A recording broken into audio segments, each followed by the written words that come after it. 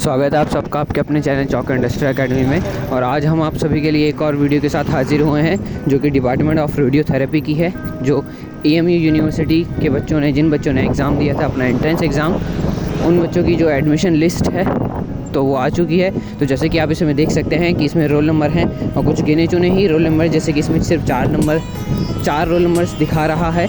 तो ये 4 कैंडिडेट्स हैं जिन बच्चों का सिर्फ रेडियोथेरेपी में हो गया है एडमिशन। तो उन सबको चौक इंडस्ट्रियल एकेडमी की तरफ से बहुत बहुत मुबारकबाद। और मैं आपसे ये कहना चाहूँगा कि हम आपके लिए बहुत अच्छी वीडियोस एंट्रेंस एग्ज़ाम की बहुत इन्फॉर्मेशन निकाल के हम लोग सभी आपके लिए वीडियो लेके आते हैं। तो वीडियो को लाइक करना ना भूलिए, सब्सक्राइब कीजिए और वीडियो को शेयर भी कीजिए ताकि और दूसरे बच्चों की भी मदद हो सके।